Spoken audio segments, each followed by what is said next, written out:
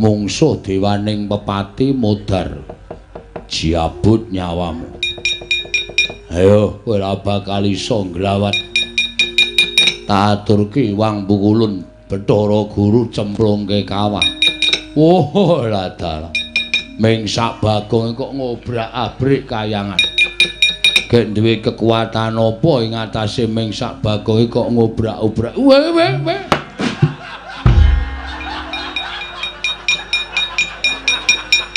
Modar.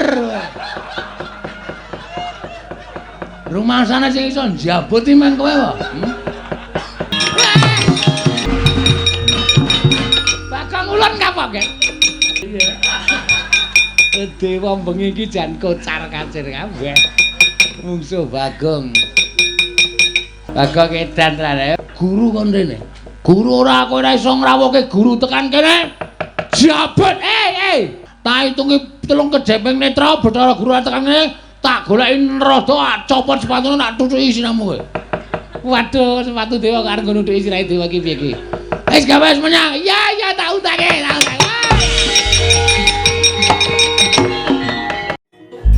Al-Fatihah ujuk Kiseno Nugroho. Bismillah.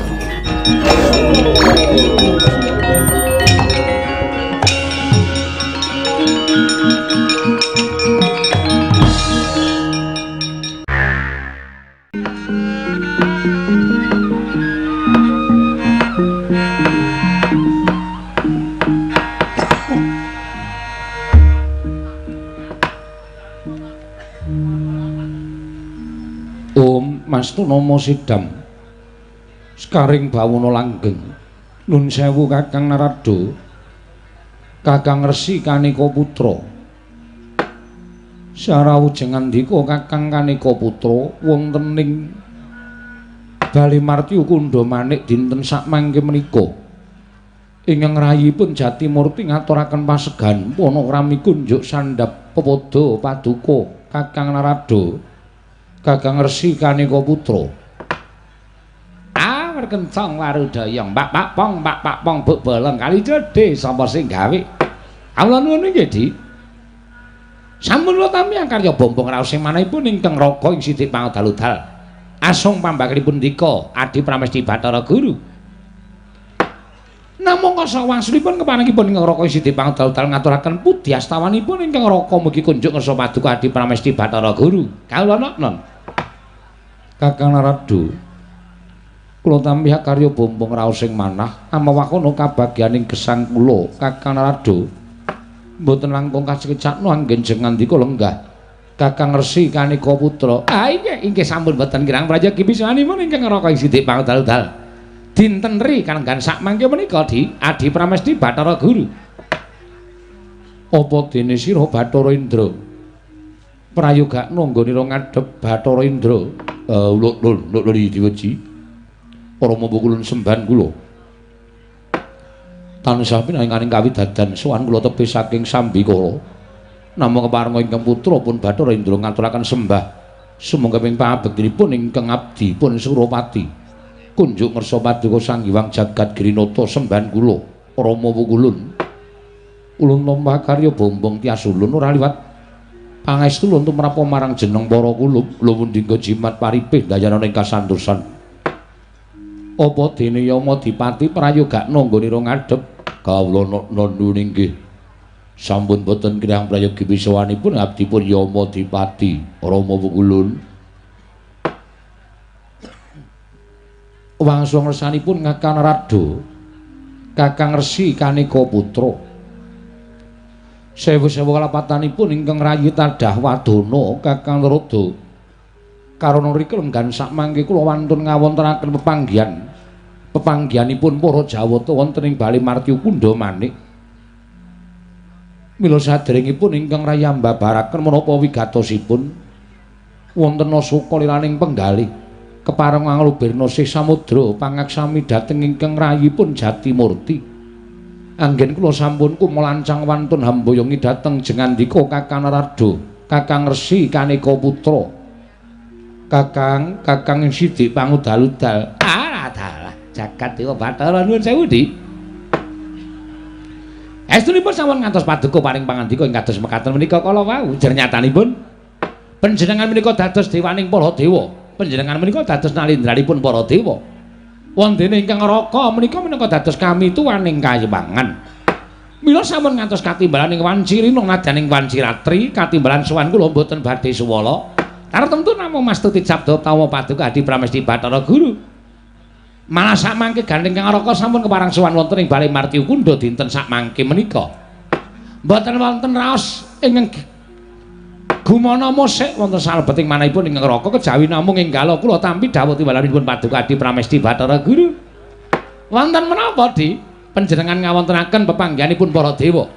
Monggo menika bene kan adat ingkang sampun menawi kepareng kawedaning ingkang kathah tumunten kababarna nanging menawi wadi dhateng sangganing para putra-putra kadewatan swawi kula dherekaken manjing sak lebeting kayiwangan mugi paring dawuh dhateng neraka kanthi jejagongan catur netra kaneng kekara isi dipangudal-udal. Kula cumadhang dawuh timbalanipun paduka Adi Pramesti Bathara Guru Di Adi Bathara Manikmaya. Andra ingkang puswita rum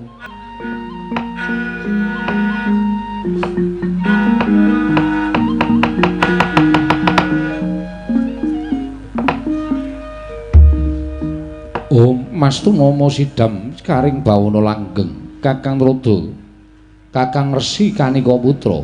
Punapi? Kula namung badhe nyuwun mriksa Kakang. Nyuwun mriksa babagan menapa, Di? Mesti kemawon Kakang Rada ugi ngraosaken sampun pinten-pinten dinten minggahipun candra. Kayiwangan katingal tentrem tuwin ayem miwah jinem sangganing para Jawata anggenipun sami lenggah wonten ing kayiwanganipun piyambak-piyambak. Nanging sabab menapa wonten pinten-pinten dinten menika katingal wonten hawa panas ingkang sumundul wonten ing ngawiyat akarya goreh rongeh penggalipun para Jawata Kakang menawi kepareng Kakang Amedarna menika saking dayanipun menapa Kakang? Alah dalah. Nyuwun pangapunten lho Di, nyuwun pangapunten. Mboten ateges kula menika mboten badhe purun katimbalan ngrasa paduka Adi Pramesti Bathara Guru. Menika babar pisan mboten. Namung sejatosipun anggenipun ing neraka gumujeng menika kala wau menika naminipun elok. Elokipun kados pundi? Ah nggih elok. Sabab sing ngandika menika pun dados nalindraning para Jawata, panjenengan menika minangka dados ratuning para dewa. Ingkang ngertos moba musi ing jagat raya. Ngertos dhateng moba musi ing para titah sampun malih para titah swantah nadyan kutu-kutu wangata kemawon jinaring wonten ing pangwaos paduka. Nanging sabab menapa namung babakan kayangan wonten hawa benter kemawon ndangu dhateng neraka ing sidi pangudal-udal. Menika tumrap kula mujudaken satunggiling pandangan ugi saged, mujudaken satunggiling panodi dhateng neraka ugi saged. Kakang Rada, punapi? Ulun menika nalindraning para Jawata. Ha inggih. Jengandika menika kami tuwaning kayiwangan. Nadyan dipun kados menapakna menawi kayangan menika wonten paridamel mesti kemawon ingkang matur kami tuwaning kayiwangan sanes kula Kakang menika angka sunggal angka kalih menawi dipun traju babakan yuswa langkung sepuh Kakang Rada tinimbang keng rayipun Manikmaya turta kula menika minangka dados nalindraning para Jawata mboten badhe awantun ngungkuli pangwaosipun pujangga utawi kami tuwaning kayiwangan. Dosa menapa badhe kula sandhang menawi kula wantun nglungkuli dhateng pangwaosing paduka Kakang Resi Narada. Ing angka 3 adhedhasar menapa dene kula nyuwun dawuh saking Kakang Resi cobi panjenengan Kakang Rada kula aturi naliti mboten wonten ing atasipun kula ingkang damel cangkriman tumuli cangkriman menika kula batang piyambak. Mesti kemawon ingkang batang tiang sanes Kakang Rada. Alah dalah panjenengan menika saged kemawon pados karti sampai kesupados ing neraka munjat ngersa paduka Adi Pramesti Bathara Guru. Ha inggih, inggih mboten dados menapa. Menawi jengandika andangu babakan gara-gara ing sumundul wonten ing ngawiyat menika istripun monggo sami dipun petang. Gara-gara ing saged sumundul wonten ing ngawiyat menika petanganipun wonten kathah. menapa kemawon Kakang setunggal lemah sangar kayuwaing menika ugi andadosaken gara-gara kayuwangan. Nanging jagat sakmangke mboten wonten wujudipun lemah ingkang sangar, mboten wonten kayu ingkang aing. Sedaya sampun tawa tawi tawar saking kridanipun para titah ingkang mapan wonten ing Janaloka. Kasinggihan Kakang, angka kalih menika menawi wonten satunggiling brahmana tapa seka nganggenipun semedi wekasan daya kekuwatanipun saged sumundul wonten ing ngawiyat. Mekaten Kakang. Nggih. Namung kula titik kanthi paningal batos jagat sakmangke dereng wonten satunggiling brahmana ingkang alampah tapa. Mboten wonten.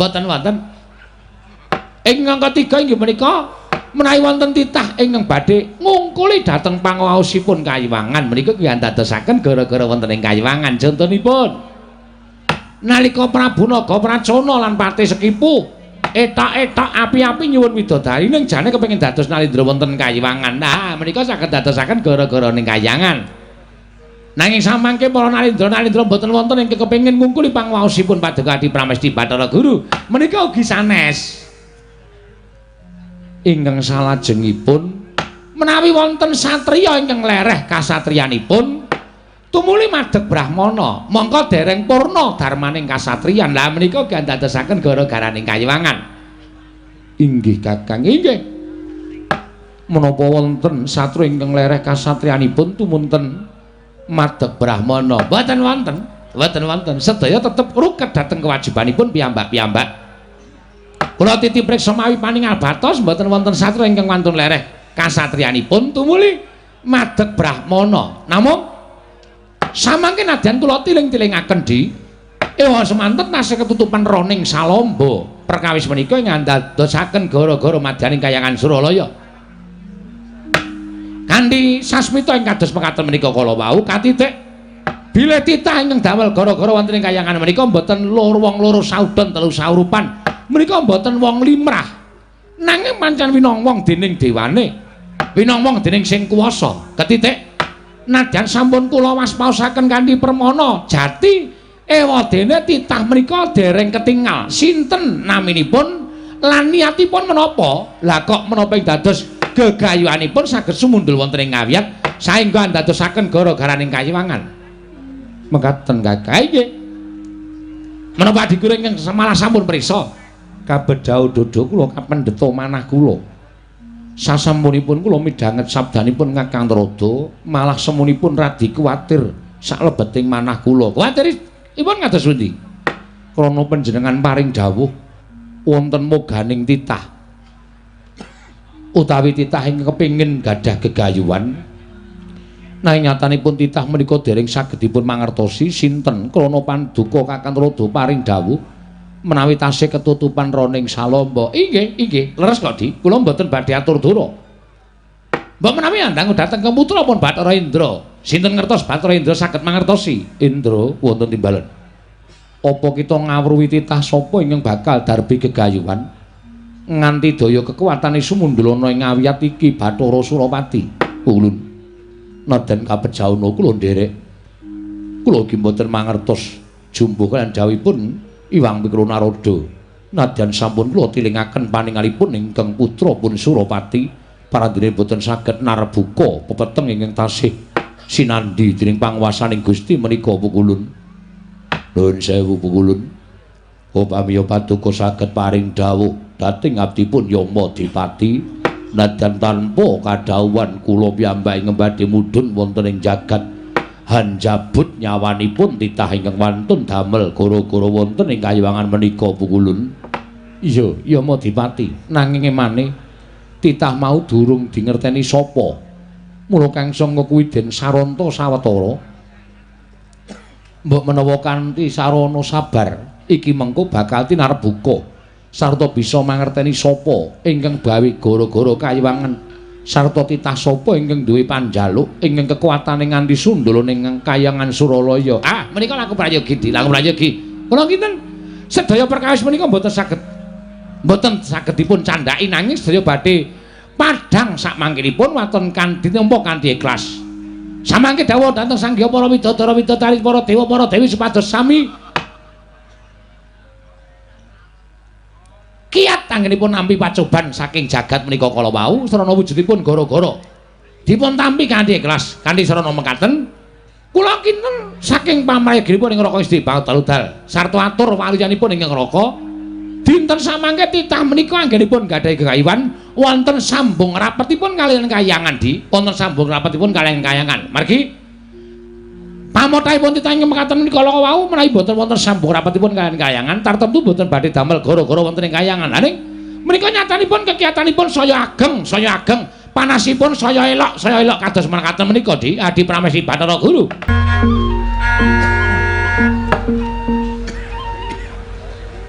Kakang Rodo Kakang Resi Kanika Putra menawi Di sak menika sampun kadenangan sinten to titah ingkang gadhahi pepinginan jebul nyatanipun dipun prisani kanthi netra batin boten saged katingal krana titah menika pancen dugal kewarisan menika ingkang sowan wonten ing Kayiwangan boten pangling rak menika Bagong putranipun Kakang Ismaya lho tenan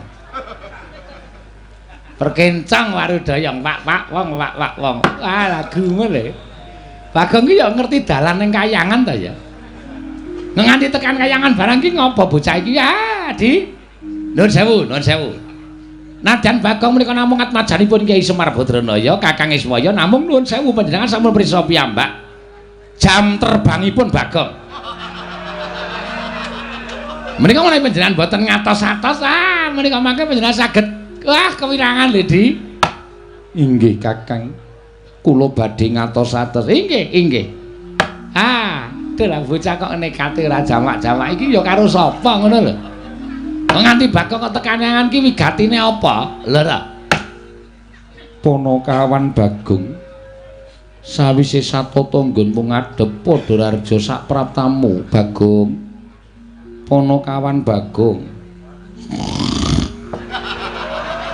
ora edan ta iki mulane ket mau dirasane ora nyaut lha walah bocah edan nggih Bagong wah jan wis ngeget-geti iki teko iki lho teko dengkul kita iki ora iki Bathara Antarada wah dewa waduh nyuwun ngapunten Bu Kulon mohon maaf lahir batin ya wah bocah edan ora niki kadewatan to iya iki Kayangan Suralaya waduh monggo kula ora numpak sepur lho.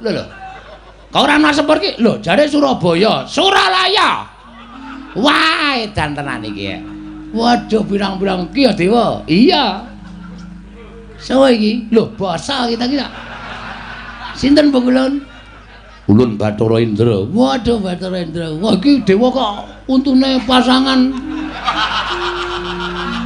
Iki asli nggo ngletak ndasmu iso pecah. Wah Dewa aja ngono. Jangan gitu. Beneran apa? Yamadipati. Dewa tukang jabut nyawa. Wedan. Werna-werna. Niki purun Bathara Guru, dewane para dewa. Lengko kita iki. Edian ora. Kita ki kandhan-kandhanane. Yo, duel yo. Lho. Dewa kok ngeplaki ora. Kita ki lungguh kok. Ngono. Kuwi Sang Hyang Jagat Girinata, Sang Hyang Bathara Guru, kuwi Sang Hyang Manewaya, sesembahaning titah sak Madyapada. Lah kok kita dilajikan tanpa tata krama. Sembah sujud kula Bu. Iya Bagong ora dadi ngopo? Bu Kulon ana apa? Astanipun sekawan. Iya. Berarti bojone loro. Ora Bagong. Kabeh widodari dadi kelangenan ulun. Waduh. Temonjo. Ha iso ngloro-ngloro enak tangane papat ki. Ki iki iso dikandhani ora kowe? Kowe tak tendang genti lho Bu Kulun. Kowe sapa wae jenenge? Ulun Rada. Ulun kami tuaning Kayangan. Ayo kok sikik santai. Waktune isih sewengi kok kesusu-susu. Bagong dalem padha kanthi raharja sak prapta kita. nereng sambi pitu tansah pinayungan ing kawidadan nereng sambi kala kepareng kula ngaturaken sembah sungkem sampean dekem kula antem. Kita kuwi titah ingkang keladuk gecul kumarucul. Nggih. Ulun gedhe palimarma ulun Bagong. Matur sembah nuwun Bu Kulun. Pangestu ulun tampanana. Kula pun denggo jimat paripe dayana ing kasantosan Bu Kulun. Iya Bagong, prayogakno nggonmu lungguh. Aja sak kepenake dhewe iki mapan ana ing kayangan. Mekaten Bu Kulun, nggih kula ngertos Bu Kulun. Niki lho sing marahi niki. Ceret angkringan niki Bu. Iku Kakang Narada. Wah lho. Sampeyan ngene iki sepon iki to? Iya. Kakang Narada? Iya. Kowe rada raja sak praptamu Bagong. Pangestunipun Kakang Narada. Sing Kakang ki kono wae. Kowe ping bola-bali lho kowe njongkong ke aku. Ki dadi masalah iki. Masa aku menyeluk Kakang merah entuk. Ulun ki dewa kita ki wing titah, gek dasar kita ki batur e. Kowe ngino karo aku kowe. Kakang Narada mbok inggihpun kajengipun mboten menapa-menapa wong disebut Kakang kalian Bagong menika mboten menapa-menapa. Ngrungokke ora iki. Inspekture muni ngono. Kowe ora entuk. Ya, wis tak tampa. Pangestuku tampanana. Pangestunipun Kakang Narada. Kula pun dienggo jimat paripe, Kakang. Wah, jan kayangan kedayoan kok ya wong edian kaya ngene to ya. Wah, kudune titah ki sing apik-apik kaya to sing cuwan ki Janaka utawa Kresna ngono kuwi ya dadi ketok apik. Sepisanan sowan kok Bagong ki njur maksude kepiye coba? Kakang Narada. Mbah. Ampun gresula Kakang Narada. Ampun emosi Kakang. Niki mengke padha karo mengko limbukan Kakang Narada. Dua bintang tamu yang berbeda pendapat.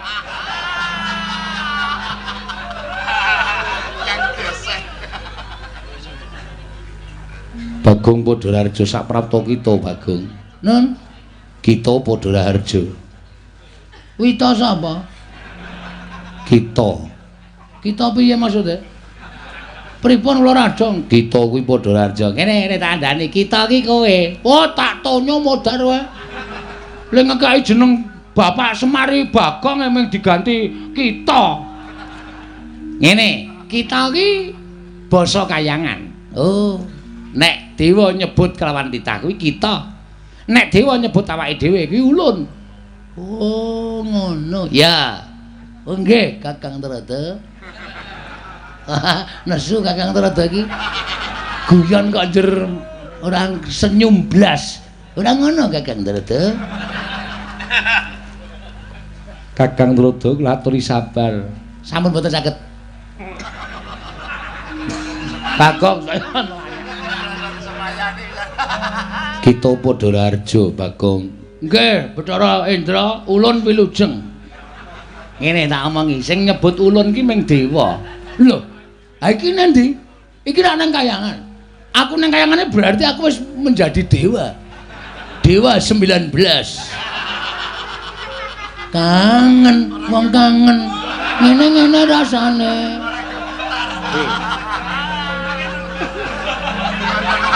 Dewa 19 kok lagune kangen kaya ngono iki. Kangene ora kaya ngono.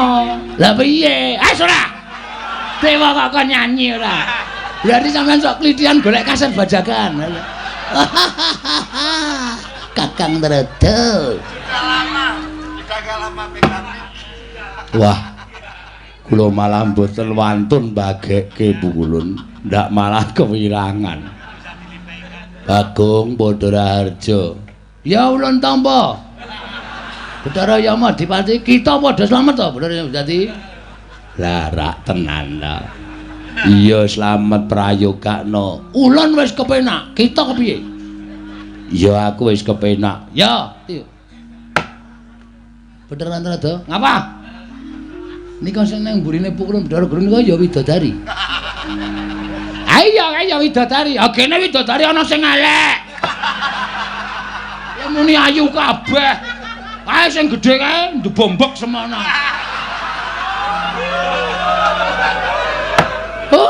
widodari kok kepleh-kepleh.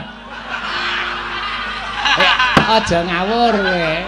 Ora nyampe penake dhewe ora. Arep kaya ngono kae abdine widodari. Ya wis milih sing apik-apik. Widodari kok luwuk. Luwuk kok jejer dalang.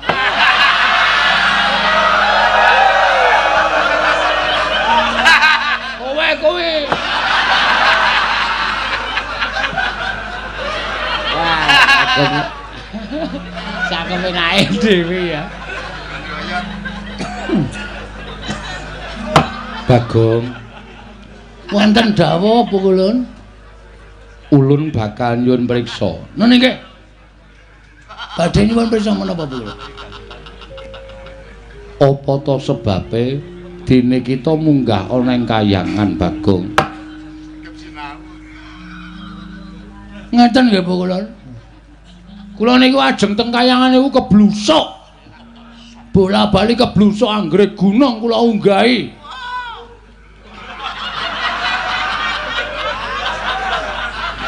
Anggrek gunung kula unggahi jebul dudu Kahyangan. Medhun melih kula. Ketok wonten gunung gedhe tak unggahi. Dudu Kahyangan, medhun meneh kula. Lengung lunggah ngrekoso le medhun ming mak plurut. Trembelane to kae iki.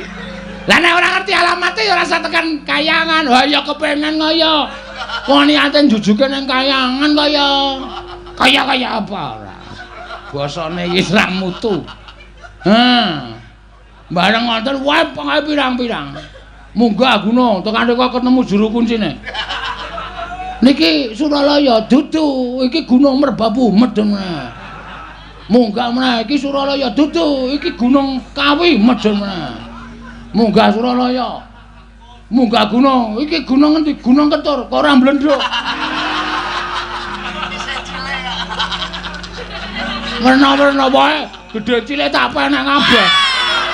Nekat kok kula. Iya, Pak. Nggih. Terakhir ana gunung dhuwur tenan. Misale wonten tulisane Gunung Siulauli. Siulaulu. Siulaulu dalam kurung Himawat dalam kurung Himalaya. Berarti iki langsung kula penak krekel-krekel. Wes kaya panjat tebing nika. Tekan pundi wau sing ana alun-alun gedhe banget wau ora ana wite kabeh nggon panas sing ngencang-ngencang. Repat kepanasan. Repat kepanasan? Iya. Nek cara jagat perempatan ora.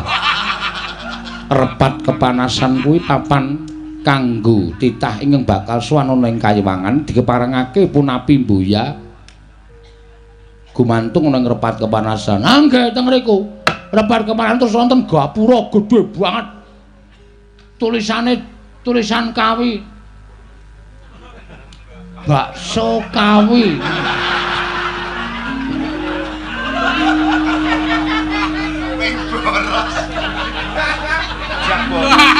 Wah, aja mlebu rawane kula arep dedek. Jajare wonten gapura meneh tulisane Suralaya. Ini jelas wae jebul ditunggu karo dewa buta loro. Sinten Pukulun Rada? Buta loro sing jaga repat kepanasan Cingkara Bala Upata. Jenenge Cingkara Bala Upata. Kula arep mlebu Kahyangan dipenggak, diatungi gada. Siji nggawa gada, siji nggawa pedang.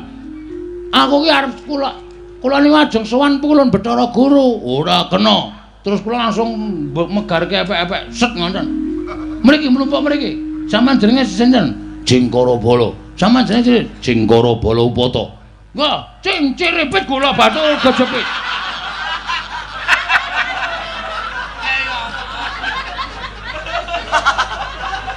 Bocah kok idene werna-werna. Lah ya terus, kula terus ndresel mlebu. Ndresel mlebu akeh para dewa-dewa do andher. Pasewakan ngendikane niki bar dewa sing mburi dhewe kula tak takoni, "Pukulun niki sekanten apa?" Ini baru ada pertemuan. Dewa sing mburi dhewe niku sing Betawi kita iki. Iya. Basa Indonesia. Iya. Terus kula brangkang munggah repat anu Datulaya naminipun Bale Martiu Kundha Manik. Iya. Terus sabanjure ning ngenten Bu Kulon. Kula niku resah. Iya. Ati kula resah dan gelisah. Iya. Mendungi di sini. Di sudut sekolah. Tempat yang kau janjikan. Iki lagune Obi Mesak. Wah, iki dewa sok nyetetep. Wah, aku kok malah kejeglong-jeglong iki. Mutar kena tak pancing do katut kabeh. Resah ati kula Bu Kulon. Pokoke sedih. Sebabe Dek wingi nika ora kula jagongan kalih Gareng, kalih Petro. Iya. Petro niku ngendikake ro Gareng, ngrangkul Gareng, "Reng, aku ketemu ro bapak wisan sing pirang-pirang abad wis tau pisah ro awake dhewe." Gareng muni, "Apa, Tru?" "Heeh. Sapa bapake dhewe kowe kelingan to? Begawan Salantara, Gandarwa Raja Bali ya Gandarwa Maya." "Lah mau ketemu nanti, Tru?" Gareng muni ngoten, "Nang alas bapak mengestoni ro awake dhewe." Terus wong loro niku do tangis-tangisan kesenengan atine merga ketemu bapak. Terus kula takon Petro, "Truk, berarti bapakku ya Begawan Salantara." Petro muni, "Udu. Kowe iki mbiyen jaman penjajahan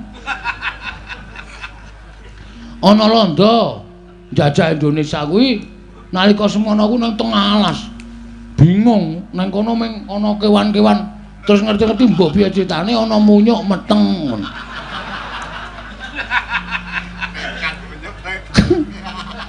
Munyuk iki nglairke pas Semar leledang nang alas.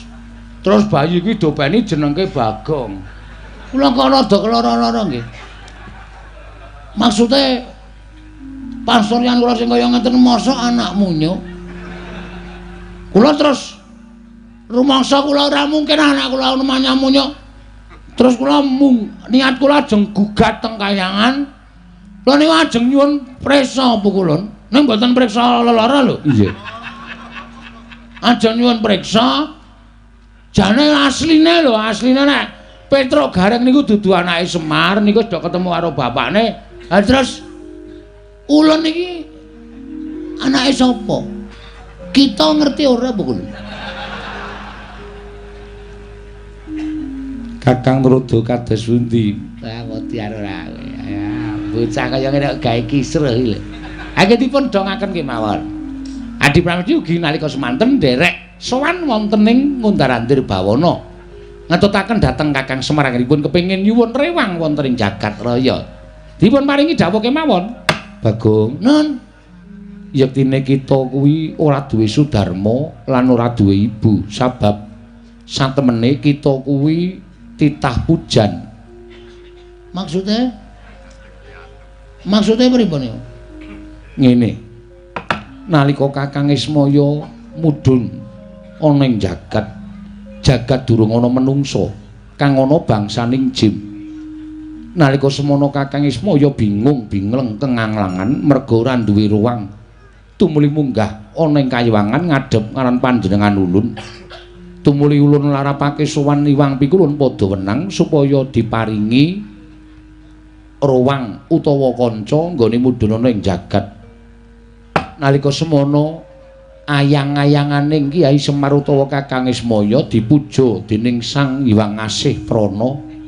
Wekasan wujud kita Bagong, mula kita kuwi kedadian saka ayang-ayangane Semar Badranaya. Kula? Iya. Dadi kita yen goleki bapak ibu kita kuwi ora ana. Pancen ya ora ana temenanan Bagong.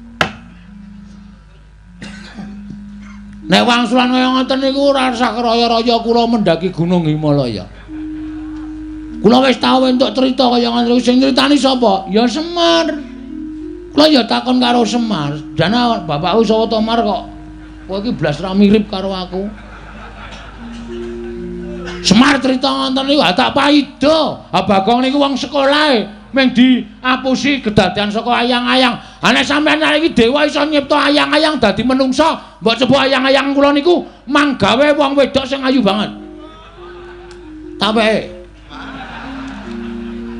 iso mboten? Lho niku butuh bukti ora mung watana omong. Masa wong lumrah ning jagat kok ora duwe bapak, ora duwe ibu, mung dicipta saka ayang-ayangan. Mana mungkin. Enggak akan terjadi. Bagong, ngapa meneh iki jarat iki? Ulun ngandani ya.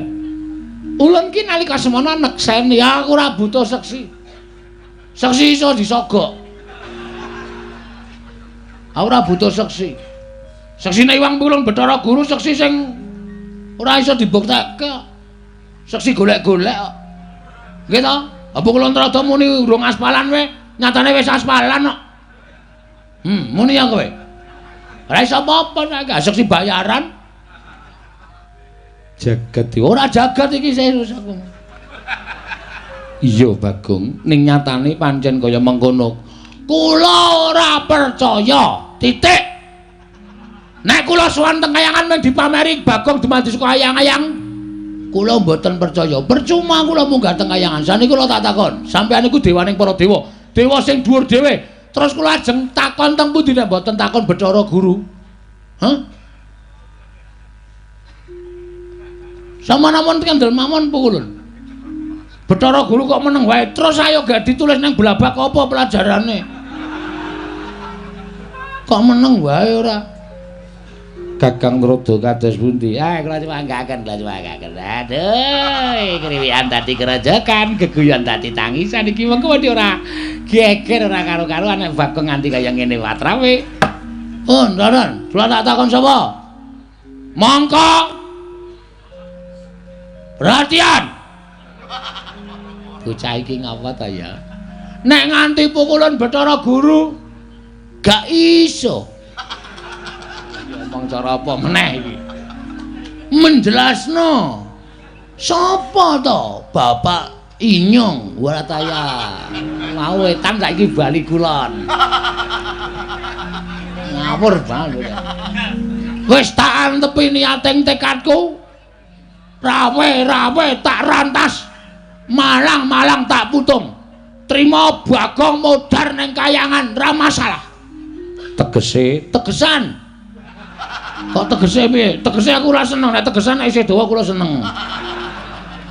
Golek tegesane kok pamerke nang kene ora. Tegesan tegese kita bakal ngraman kayangan. Apa boleh buat? Nek pikulun mboten ngerti. Bapak kula sapa? Kula mung dapusi sebuah asal saka ayang-ayang. Aku ora trima. Tan trimane Bagong. Sampeyan ngerti nek Bagong nesu. Pirsa ta? Siji, Bagong nek nesu mesti bengok-bengok. Loro, panganane kancaku tak entekke kabeh. Iki Bagong nek nesu. Niku mula ngati-ati. Nek kula wis kebacut nesu, wah wis niki kriwikan dadi grojokan, geguyon dadi tangisan. Sampeyan ajeng mengandalkan sapa nek sampeyan ra iso paring dawuh, bapak kula sapa? Niki napa? Dewa sing nang mburi kula niki. Kula leboni selang jog banyu tumpangke kompor modar jeblok dhewe. Dewa kok ceret ngene kok dupeni. Edan ta. Iki keplaki wae jajal iki. Rasa semangkean. Napa putra panjenengan Iwang Pikulun Bathara Indra ajeng ngundurke kalih Bagong. Iwang Pikulun Bathara Guru ra menehi keterangan bapak kula rawe rantas malang tak putung. Sampeyan ora pantes dadi ratu ning dewa teng kayangan.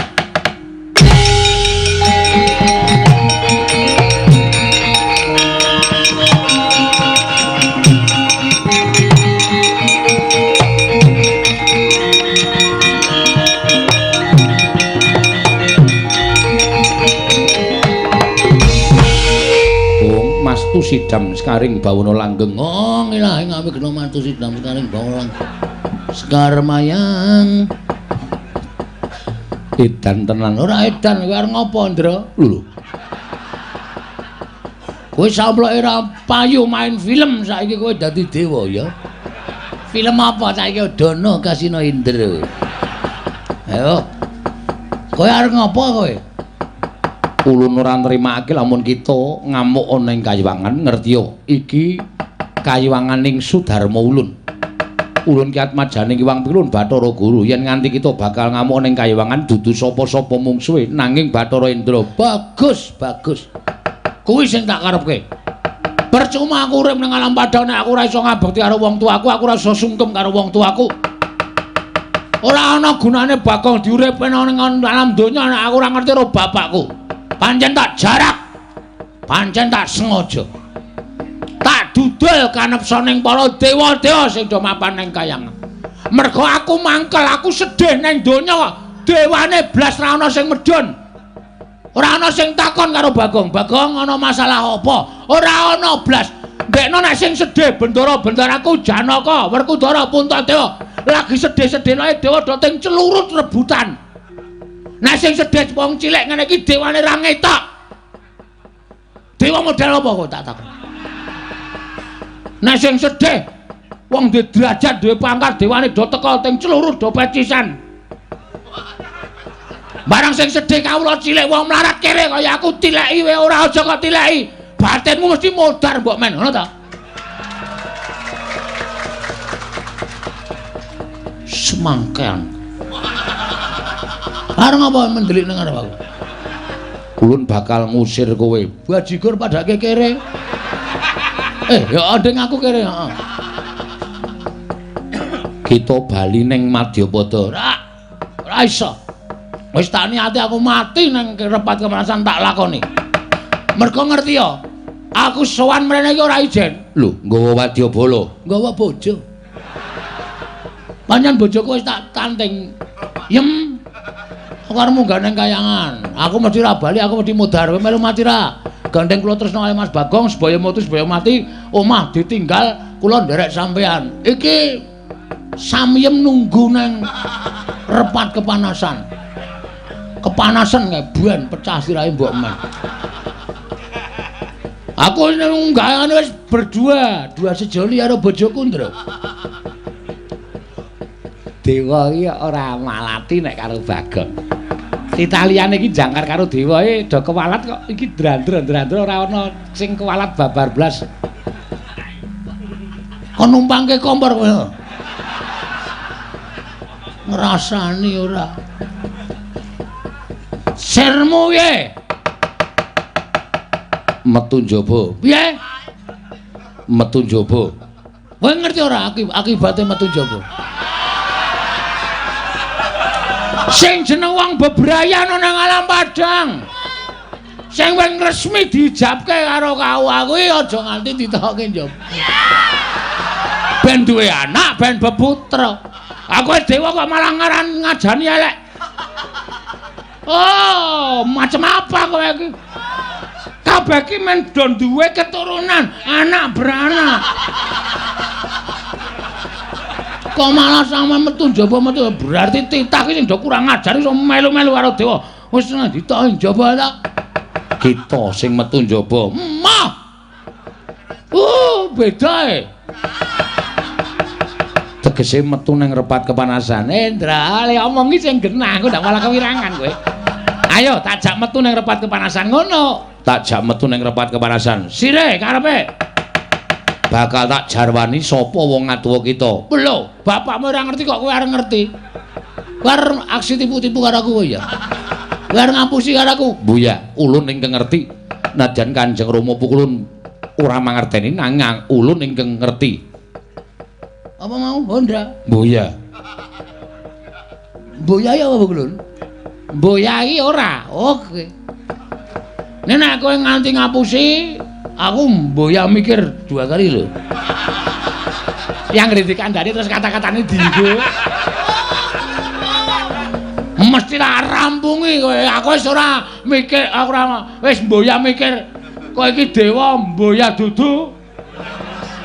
Pokoke tak rampungi tenan. Ulun mboya wedi. Padha aku ya mboya wedi. Nek ngono ayo saiki dineng repat kemana? Nek nganti kono engko kowe ra ngandani aku aja takon dosa. Ulun mboya bakal petungan perkara dewa apa titah. Ning mesti sira mesti bakal mboya tak wenehi apa ya? Kawelasan. Mergo aja kok kowe warung wis saiki aku niat mboya mbayar. Wong edan ora metu njaba kramasi epek-epek. Aku wis bar kramas pisan. Aku kan munggah kayangan mau wis bar keramas yakin sumpah. Aja dikeramas sing nggo epek-epek. Indra junjungan metu njaba ndak omong wae bocah iki. Iki nek ora tak junjung metu njaba malah omong wae iki ya dewa elek meneh iki. Hah? Wis tokke njaba isih dijunjung. Model piye kowe tak takon? Ayo, arep omong apa kowe?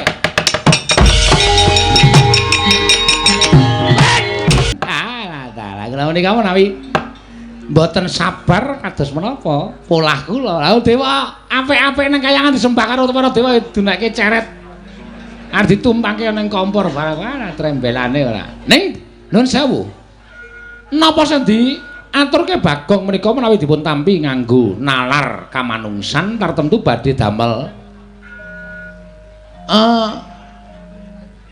mangkel penggalipun nanging menawi Bagong menika dipun tampi tiyang ingkang kaduk gejul kumarucul menika mangke mboten badhe kraos wonten ing manah di inggih namung sak mangke kula kedah kados pundi Kakang Kembar Paduka nyatanipun ngawontenanipun Bagong dumadosipun inggih mekaten menika kala wau mangke dipun perpeki kemawon nek Bagong ora gelem mundur utawa gelem bali wonten ing jagat inggih nyuwun mapunten wong nyatanipun titah ingkang sampun keladuk wani kurang keduga dawuh sangganing para Jawata supados nyingkiraken dhateng pun Bagong.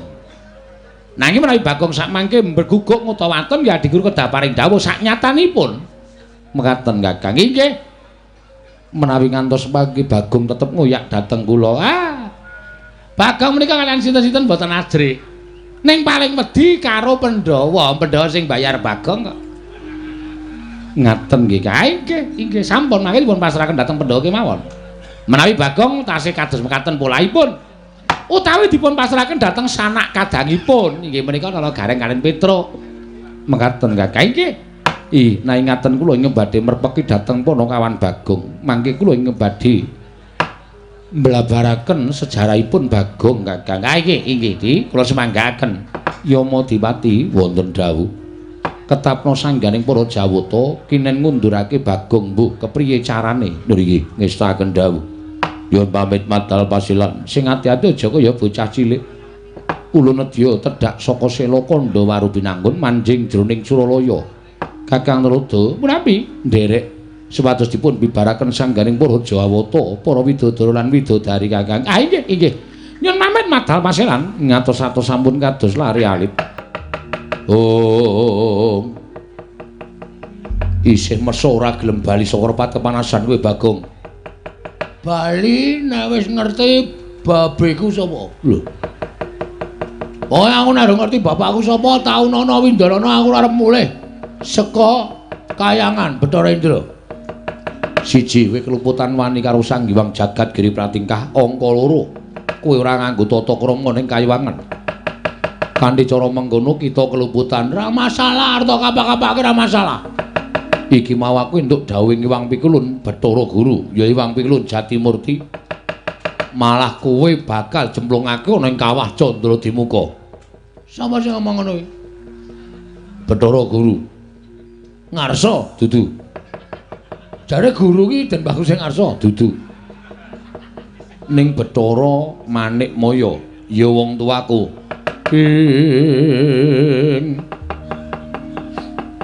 kagiat risang kapirang urin angkul kinempit kempit dosang reknaning bawono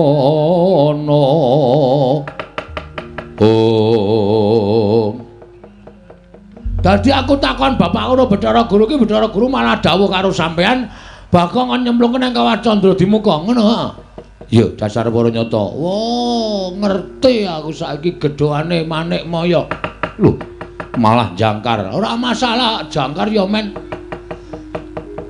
wong tata lair aku anake Semar iki sapa Semar iki kakane Bathara Guru dadi aku ngelokke Bathara Guru ora nganggo Bathara iki ora masalah Manikmaya Jatimurti Jagat Giri Pratingkah ora apa-apa ora ana sing malati terus ngopo saiki ngene Ndra lho saya jangkar ya semen saya jangkar ya men kowe yo nglarake ati ya omong aku sing ngatasi aku ki mung kawula pengen ngerti wong tuaku ora dadi kandhani Men jare asale saka ayang-ayang apa? Ora ana menungsa kok saka ayang-ayang. Model ngendi kuwi? Padake aku ki wong goblok gampang diapusi. Terus karemu piye? Manut. Cah kendel ditantang. Manut tau. Arep piye model piye? Jotosan oke, ora masalah. Aku ki nang donya iki pasar tak usah sik. Aja kok kadewatan. Ora minggat. Aku tegel karo kowe Bagong. Oke, kula ya tegel karo sampean. Wis ora ana tabete anak Bathara Guru karo anake Ismaya. Anane Mengendra karo Bagong. Neng kene marganing patimu. Neng kene uga kowe bakal ora dadi dewa. Modar siku tangane Bagong. Wah, suaramu piye? Kurang seru.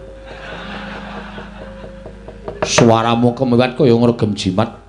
Kaya wani dilat Wesi Abang. Wah, lah kowe ora ngerti nek aku dong buka sulapan. Nemeng Wesi Abange tak dilat bendina ndra tak andani. Dadi rasa gumun, pecah siramu. Ayo, ndajal nek pancen kowe wani karo Bagong.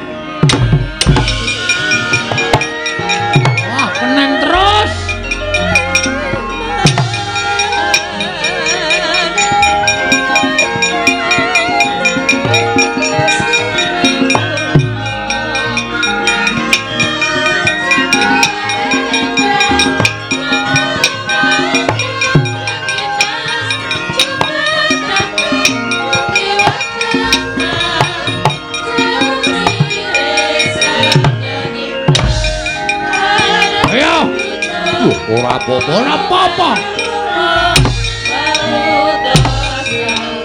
Hai,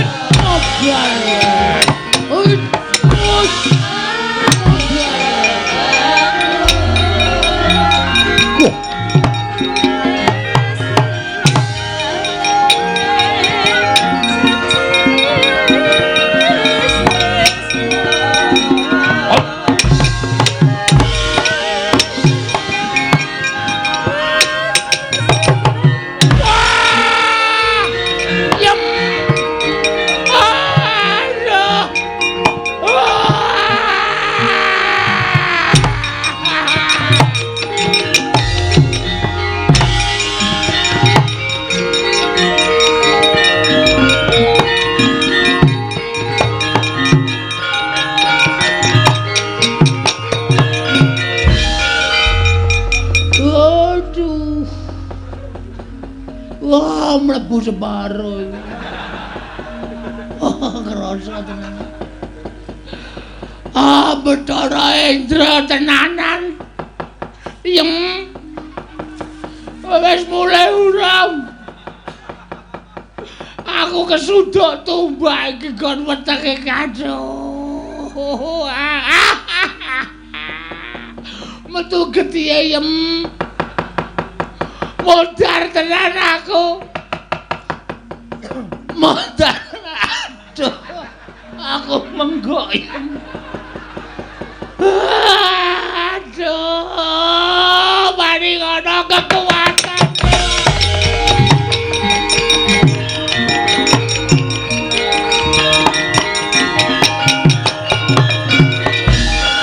Ucap kata itu nalika semanten kenging pusakanipun Sang Hyang Bathara Indra.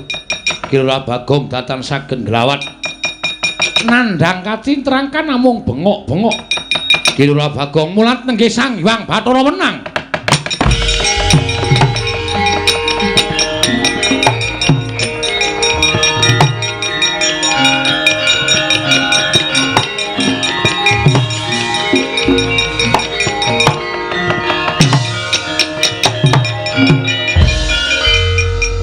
Wilah saking Mastunama Sidam karing bawana langgeng.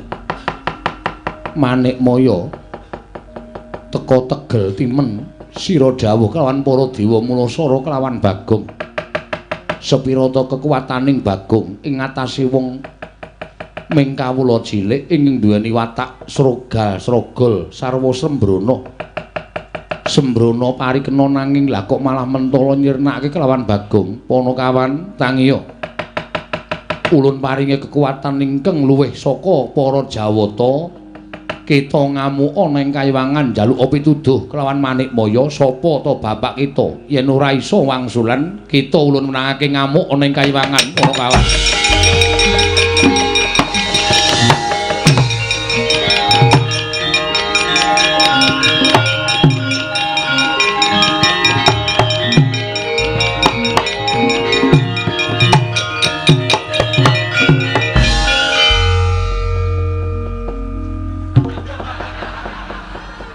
Sapa ya iki mau nguncalke bambu runcing ki mau temancep neng dada anggepe Bagonge wong loro saudon telu saurupan wae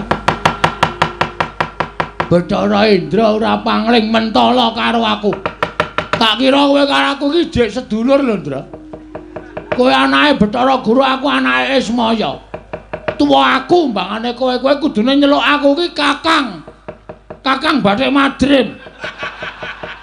Aku dadi kowe malah wani nguncalke tumbak nang wetengku. Temancep untung aku kuat, untung aku digdaya. Bathara Indra, lara nyaur lara. Utang pati nyaur pati legane.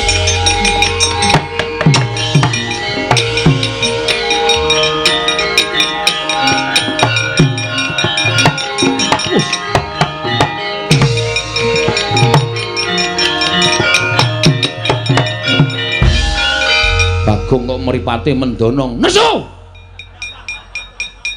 Kowe iki tak anggap adiku lho, Ndra. Lho, adi saka ngendi? Lho, kowe anake sapa? Bathara Guru. Bathara Guru adine Semar. Berarti kowe iki isih adiku dhewe. Sepupu. Hah? Sepupu apa sekempol? Kowe iki omong apa? Kowe nguncalke tumbak to? Ha to? Kena wetengku. Kowe mau mati. Sing ngomong sapa? Aku mengetok-etok ben kowe puas. Ning asline ra apa-apa, ndi delok tatune ngono apa? Tatune ngono apa, Gelon? Heh? Tatune ngono apa, Delon? Lho, kok ora ono tatune? Lho, edan. Ora ono. Wah, edan Bagonge gawa ula. Udu ula iki. Kadal. Kadal jengkulmu. Kowe mentala karo Bagong. Padha karo kowe wis mentala karo pati urip gunggung apa aku ngeman karo Japel. Dra! Ngopo ora dendani? Pengrawite bingung munine kok endi. Oh, ngene iki dis ngono iki. Nyang. Nek kowe ndok terus piye? Ming muni siji ta mau klotik ngono ta. Wah, ngrusak rombongan kowe, Ndra. Man ketok kompak. Lah wong iso ndok ora entuk-entuk. Ah, cerewet kowe.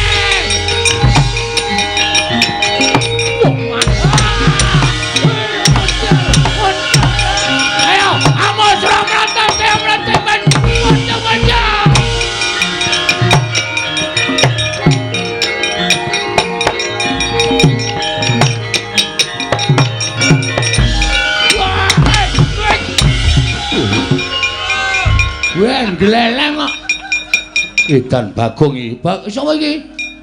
Iki Dendra iki dudu. Bathara Brahma dewaning geni. Wah, nyilireke.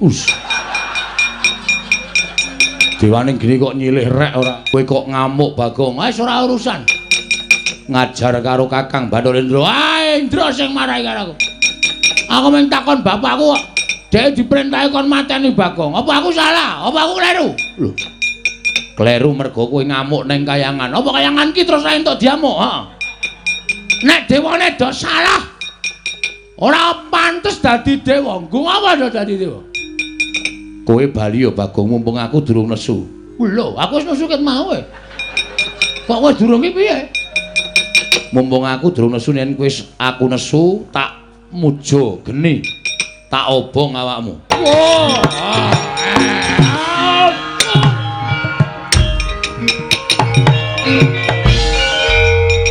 aku Digdaya mungsuh dewaning pepati modar jiabut nyawamu. Ayo kowe ora bakal iso nglawat. Tak aturke Wang Pukulun Bathara Guru cemplungke kawah. Oh lah dalah. Ming sak Bagong kok ngobrak-abrik kayangan. Gek duwe kekuatan apa ing atase Ming sak Bagong kok ngobrak-obrak. Weh.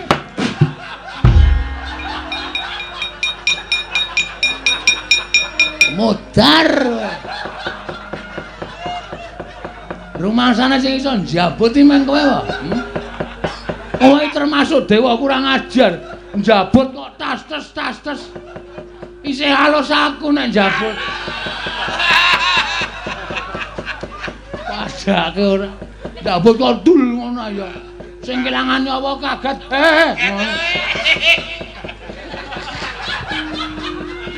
Njabut ki ya trunyu ngono ta. Sing kelangan nyawa ki ikhlas. Njabut kok dul ngono. Ayo iso. Apa kowe? Ora tak baleke nyawamu ya Madipati. Modar wis jabut genti. Dewa sang udit ora ya? Alah, tisu basah minan. Oh, paling menggo raup paling. Dewa gawane ming tisu basah.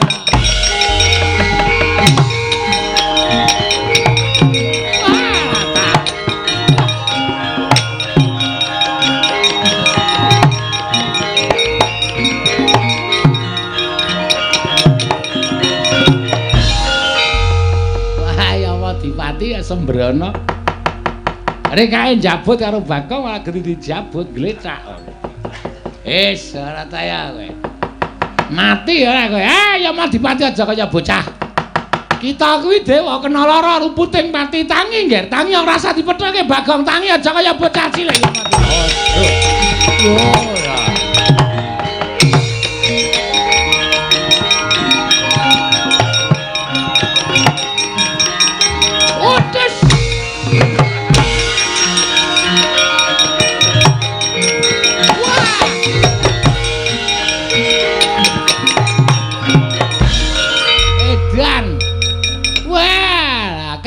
Aku ketemu karo Bagong mripate mendonong. Wah, nek ra mlayu cilaka iki. Nek ra mlayu mesti kisruh mergane. Wah. Cilaka tenan. Wah, anak Semar nek wis nesu ya ngilani. Gugu karepe dhewe. Alah mesake. Dewa kok cawete suwek. Wah!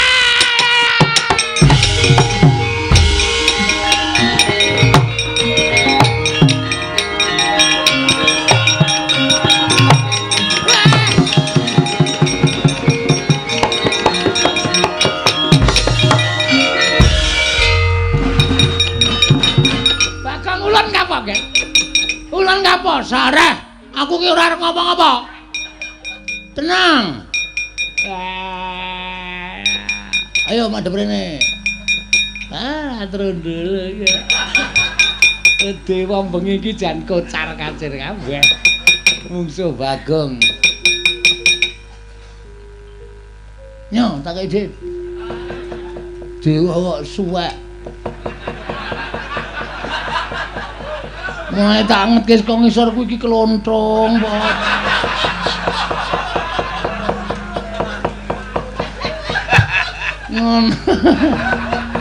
Wah, pancen kuwi arepe dhewe to. Bagong edan tenan. Dewa kok dincen lho. Dincen aku ya iso mabur ya padake. Loh, kita iso ngambandir Gantara. Kula ya ora ngerti kok iso klepat iso nututi banter banget. Lha niku teng awang-awang iki gumun lho. Aku kok iso mabur ya? Lho lak. Saka dayane apa? Aku ya ora ngerti, Tro. Nerang-nerang jengkulmu kuwi. Wah, elok tenan ya, mboten elok niki pancen estu niki. Pripun? Wah, ulun ya ora ngerti sejatine ngene ya tak kandhani kuwi iki bener. Bener. Yen kita kuwi dumadi saka ayang-ayangane Semar Badranaya. Aku mau jawaban kuwi aku enggak mau. Aku nggak mau jawaban kayak gitu. Mau. Lah terus kita butuh wangsulan sing kepiye? Cetha. Bapakku sapa? Adipati sapa? Nek Ratu Sinuwun sapa? Nek Pendhita Penemban sapa? Ngono ora mung saka ayang-ayang. Enggak, aku enggak mau. Ning nyatane ngono, aku ora percaya. Aja gawe mangkelku to. Hah? Anjabut nyawane kaya Yama Dipake. Kose. Kuse aja. Jabut nyawamu modar. Mati ak talene ak glundungke. Wah, jan bocah iki. Lah nek aja ngluputi karo panjenengan ulun, ulun ki mung kami tuwaning kayangan. Ulun ki mung kami tuwaning kayangan sing ngerti sejatine ya Iwang Pilun Bathara Guru. Guru kon tindak rene. Lho, kita iki titah kowe iki sing rono, ora sudi kesel. Guru kon rene. Guru ora kowe ora iso ngrawuhke guru tekan kene. Jabut, Iya, Waidan. Waduh. Wah, lah iki kedadian apa ya kayangan kok dosase bang. Wis menyang. Wis menyang engko bensinnya tak ganti. Menyang ge wis. Iya tak ngangkat. Tak hitungi 3 kejeping netra Bathara Guru tekan kene tak goleki rada copot sepatune tak tutuki sinamu kowe. Waduh, sepatu dewa karo ngono dhek sirahe dewa iki piye iki? Wis gawe menyang. Iya tak utake.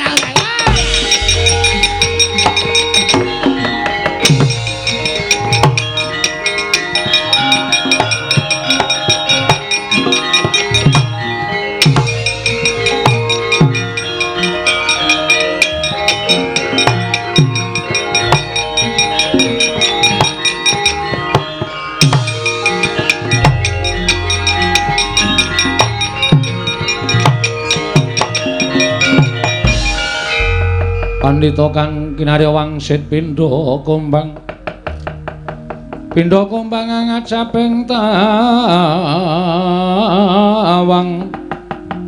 susuh angin ngendi nggone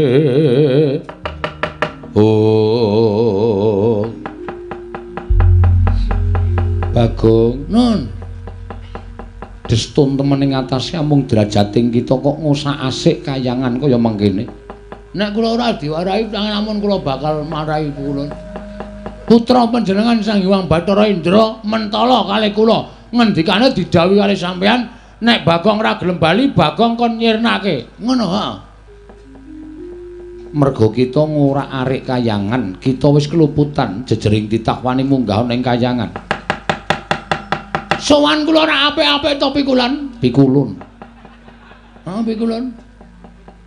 Kula pengen ngerti bapak kula niku sapa. Kula gugat teng kayangan niku pengen ngerti bapak kula sapa, siapa. Ulun wis crita, kita kuwi dadian saka ayang-ayang. Ayang-ayang meneh. Aku ora percaya, kula mboten percaya nek kula kedadian saka ayang-ayang. Kula nrada niku wis ngendikake kala wau sadurunge sampeyan rawuh mriki. Kita kuwi kedadian saka ayang-ayang. Wis ora percaya. Nek sampean ra tekan iki pulun rada tak jambut nyawar. Kocek.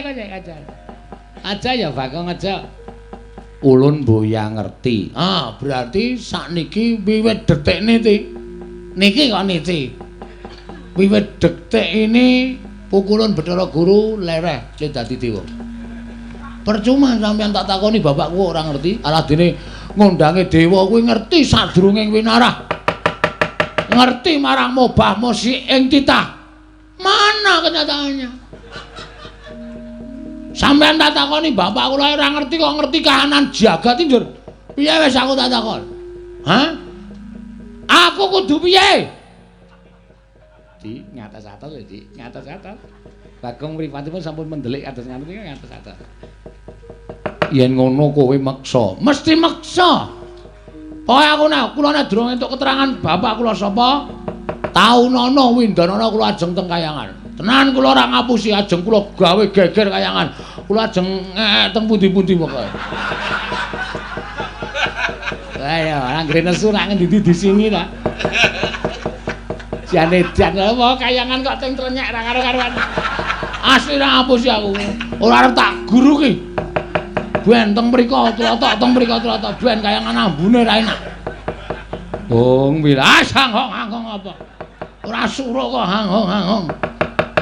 Yen ngono kowe wani kelawan kadewatan. Ora wani sebab apa? Guntur geni guntur angin. Bagong sirnakno leburan saka jagat guntur geni guntur angin.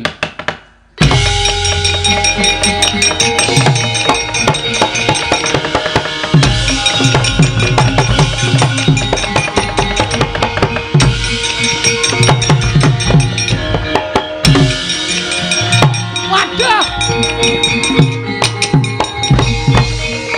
Lah napa ora edan niku? Bocah dugal kewarisan. Ditamani bledek, ditamani guntur kok malah mboten krasa bablas. Malah niku wau maclorot ajeng didilat karo tatit kok tatite dikop.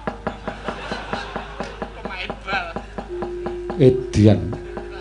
Bagong kok ora apa-apa. Lho. Sampeyan mau malah dolanan kembang api bareng apa? Stos. Amen dolanan kembang api aku lho niku nang omahe gawane long bumbung nganggo plem-pleme. Emang kembang api cilik-cilik ngono. Mas, ndak masalah tumrap kula. Kita kuat nampani Cis Trisula, Cis Jaludara. Ulun ngakoni keunggulan kita, Bagong. Oke. Silakan. Wis bae ketoke aku modar tenan iki. Nek wis ora apa-apa ya wis men wis rada gleleng iso kena guntur geni guntur angin wis ora apa-apa wis ora masalah. Iki pusaka ngaran Cis Jaludara, Cis Trisula.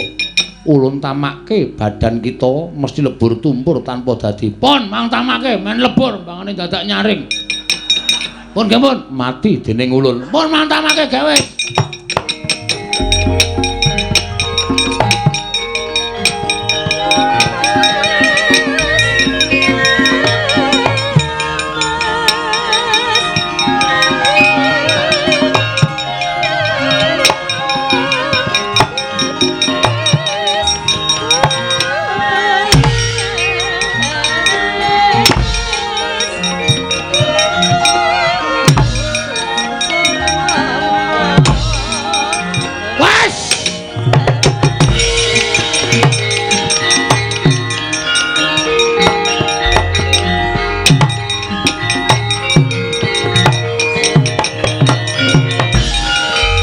Tetep dadi masalah iki. Sababe apa? Nek namake pusaka nang peteng ning dada ora nang ngendas. Ki potong aku petak ki. Asem iki. Ayo tak potong kaya Ronaldo. Kok dicowes nganggo gaman, marai mberset petak iki. Wah, wis samyem pangling ki. Kok pun kados mboten Ronaldo, Kamas, ana cilaka iki. Kowe gawe nesu ning Bagong kowe. Ayo pusaka meneh sing tak tamake. Ora-orane bakal tak tinggal loncat. Aduh Kakang ketiwasan.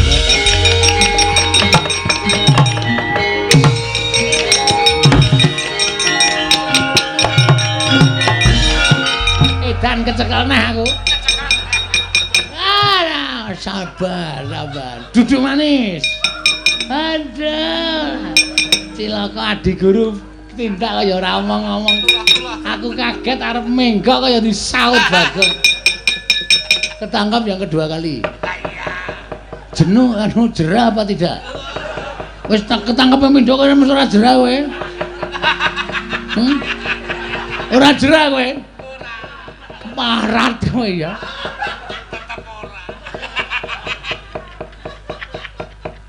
Wis ketangkap dua kali mesti arep bertindak yang tidak senang.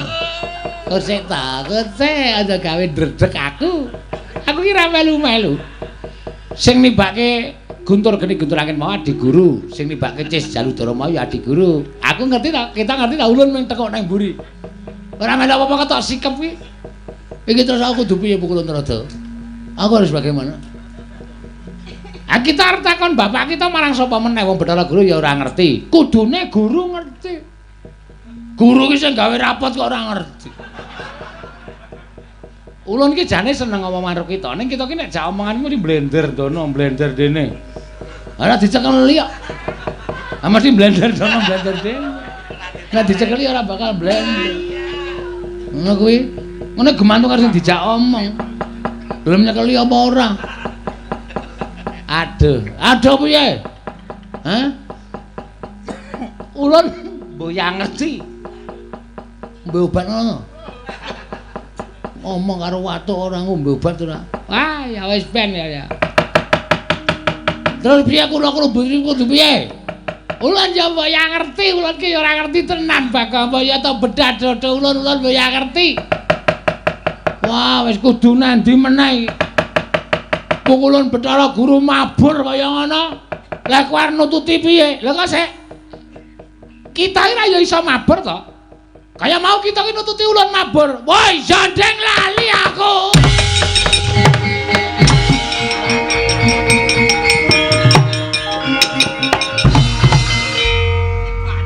Bangkeane nggo pancatan. Trembelane tenan kok. Dumen rada ki rada wungkuk terus bangkeane nggo pancatan. Wah, bocah kok kaya ngono. Kakek semar kaya ora ngilik-ki. Wah. Aku wis monggo ditipun sekecaken ning nyuwun pamun lho Di ngatos-atos Di.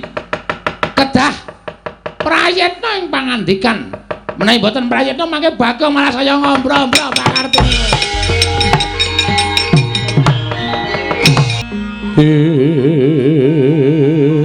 Non lir kekonang surem sorote tan padang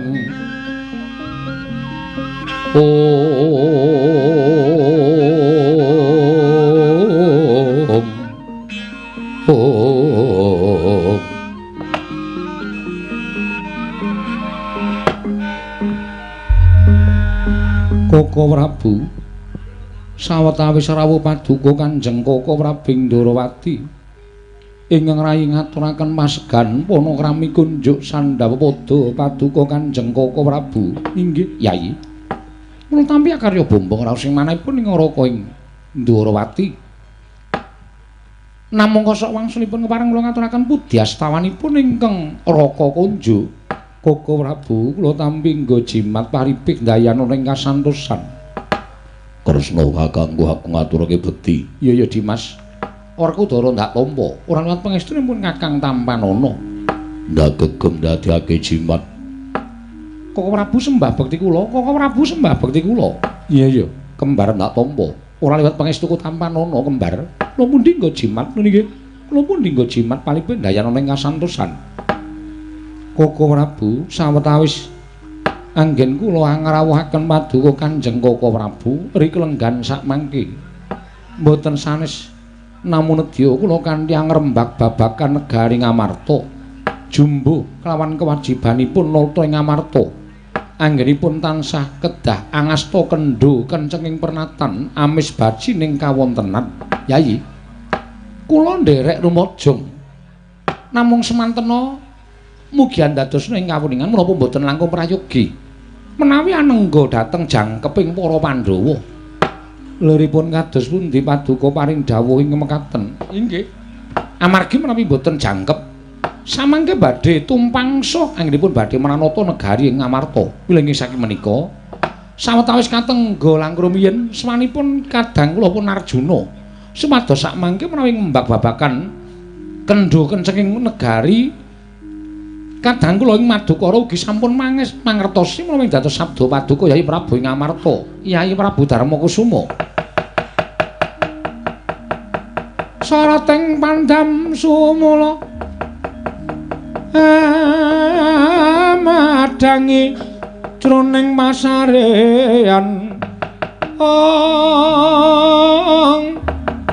ngenangi wadana katon remu-remu kalingan ngrengeng sang dyah manah engkung sumungkem guling ing dereng ngantos paripurna sami mbawacana kasaru ingkang abiyantara miwah ingkang rawuh madyaning negari Ngamarta nenggih Iwang Pikulun Jatimurti akarya cingak sangya para Pandhawa. Long ing tiya mangungkung ganduan limang.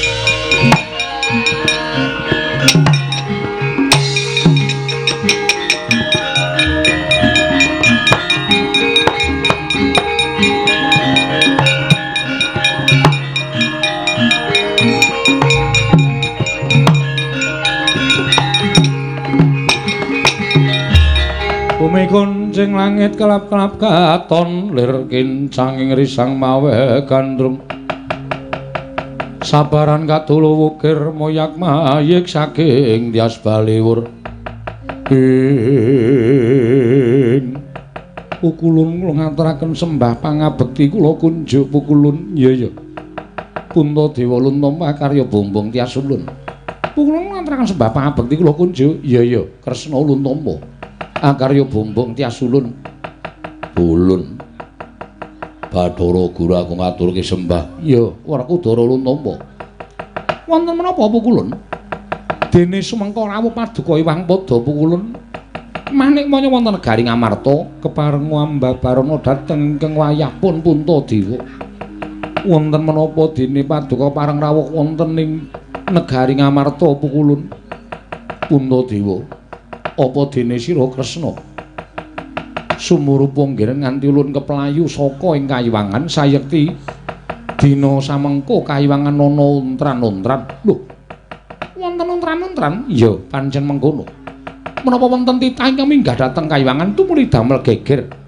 menapa wonten satunggiling nalindra ingkang wantun badhe anjungkeng kawibawan Suralaya Puntadewa dudu iku ingkang dumadi nanging bener kang dadi aturing Kresna lamun ana titah pujangkara ingkang wani munggah ning kayiwangan sayekti titah mau gugat kelawan panjenengan ulun supaya ulun bisa lan ngerti sapa wong tuane titah mau nanging sayekti ulun wis ngaturake apa kang dadi kasunyatane ewadene titah mau tetep ngamuk ana ing kayiwangan titah menika kala wau sinten pukulun menawi kepareng kula kalian kadang-kadang kula para Pandhawa badhe amapakaken dhateng titah kala wau Mboya Unalya kejaba mung adi kita Puntadewa ing ngamuk ana ing kayiwangan teka duweni kadigdayan ingkang ngedap-edapi Tananaliya kejaba mung Panakawan Bagong Puntadewa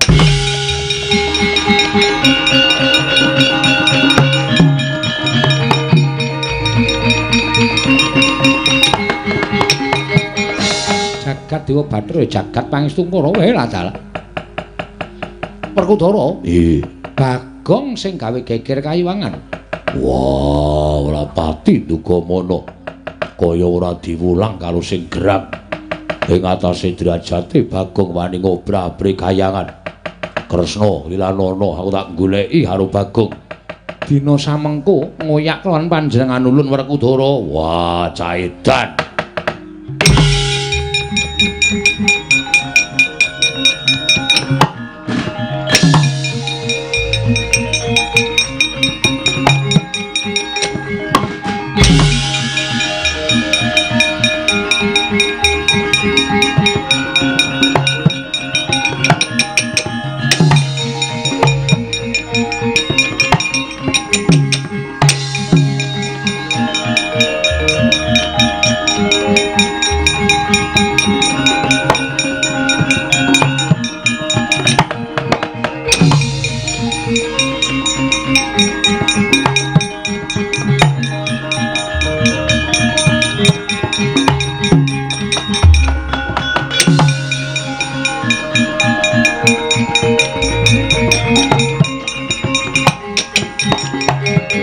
Bumi kuncing langit kelap-kelap katon lir kincanging risang maweh gandrung sabaran katulu wukir moyak mayik saking tias baliwur Surapati nduga mana ora lida ujaring wong daplok Pukulun Bathara Guru mabur mudhun ana ing jagat. Aku wis mbaten mesti sowan para Pandhawa. Apa dianggep dume Bagong musuh para Pandhawa wedina wae piye? Tetep bae aku arep takon nek ora ana sing menehi keterangan karo wong tuaku. Aku ora bakal nrimakake marang sapa wae. Yata laruta saking Gudha Sang Kala. Yen namutusa Sang Sri nalika semanten ki Lurah Bagong ingkang linenggahan Sang Hyang Bathara Wenang. Mila luput senjata tawa katingal digdaya sekti mandraguna. Nalika semanten sigra Sang Hyang Wenang ginakaken daya panguwaos. Bagong sigra ngambah dirgantara parandening mangke. Bingung ki Lurah Bagong sabab lumarap wonten ing kayiwangan Ngondarandir Bawana.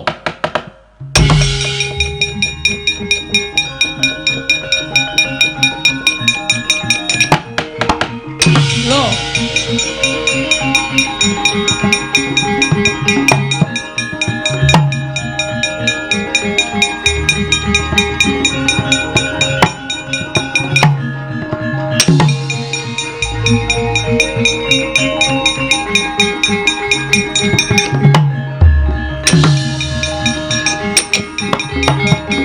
Werkudara. Iya. Apa Hyang Jagat Girinata? Apa ya kelakon atur Dara? Wah, nadyan aku dhewe bingung. Jarene diuyak Bagong kok bareng tekan kene ora eneng sapa-sapa. Bagong ya ora katon. Apa Bagong wedi merga Hyang Pikulun Jagat Girinata mlebu ning negara Ngamarta? Aku dhewe ora ngerti. Lho, kok sik? Lah kae Janaka to kae.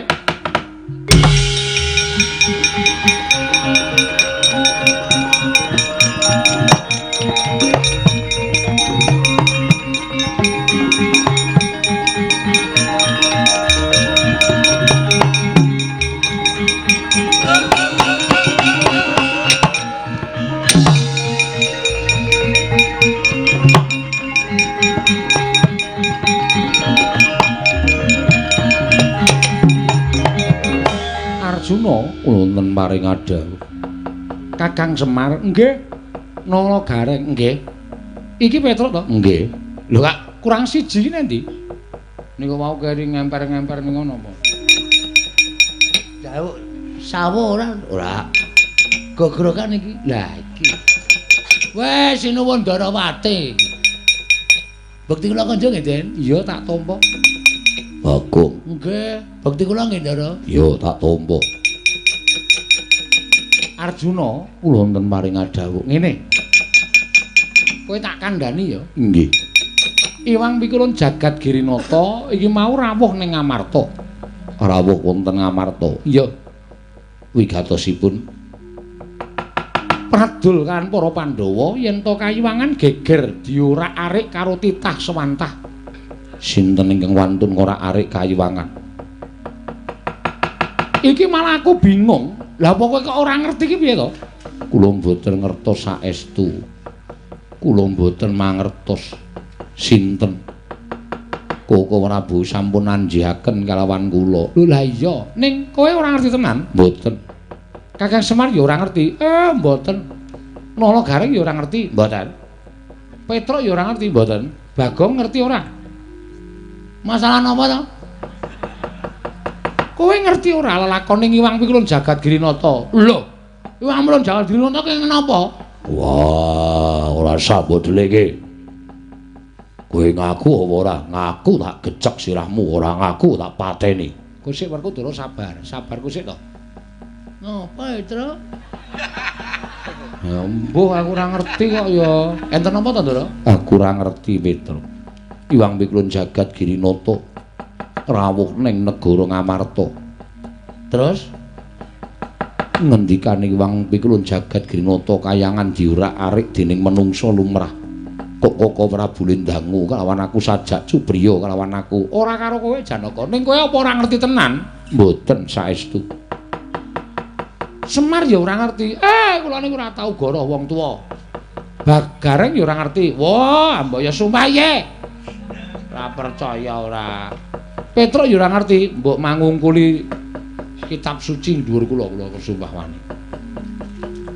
Bagong ya ora ngerti apa piye ora guyu lho. Tenan iki aku takon tenan. Bagong, terutama Bagong, ngerti ora? Masalah napa e? Iwang Pikulun Jagadgirinata neng Ngamarta. Lho. Sebabe kayangan dora arik menungsa.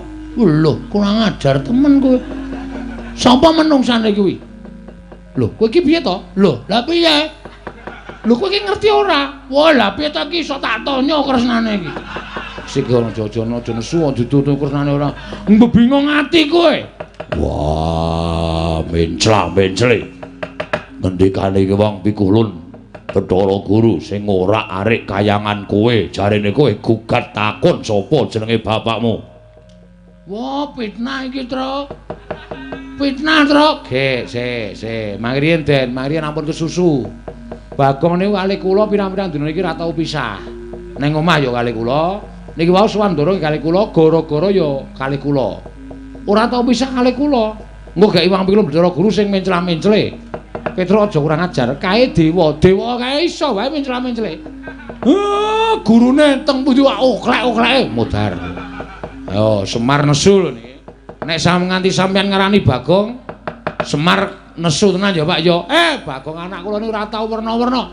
Ora tau aneh-aneh. Lah kok dadi diarani sing aneh-aneh? Bagong, "Non, yen kowe iya ngaku iya, yen ora ya ngaku ora." "Iya, Gong." Ora.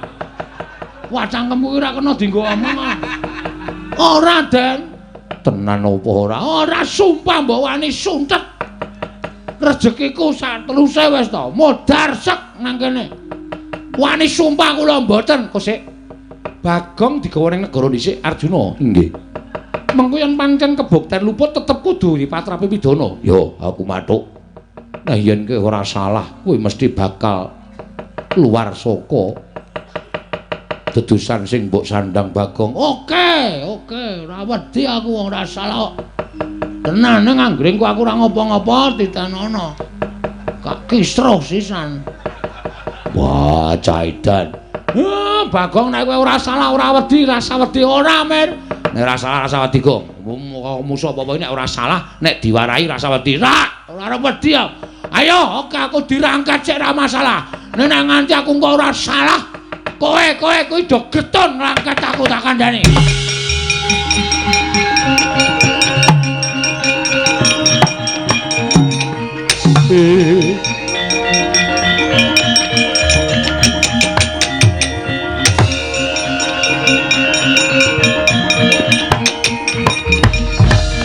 Toro. Iya.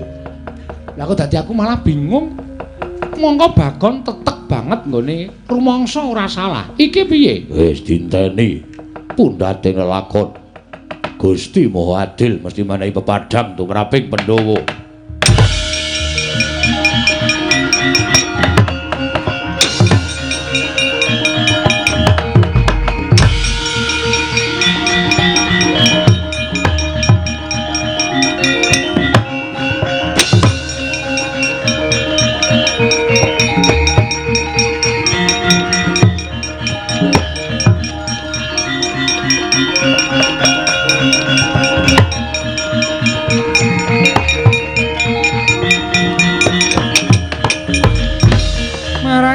Bang Wangaruna katinetrane nganggo rapo sabdaning kukiloring kanigara sageter kene donganing kunglir wuwu sing pine panca ing ya anake sapa yaene klitian iki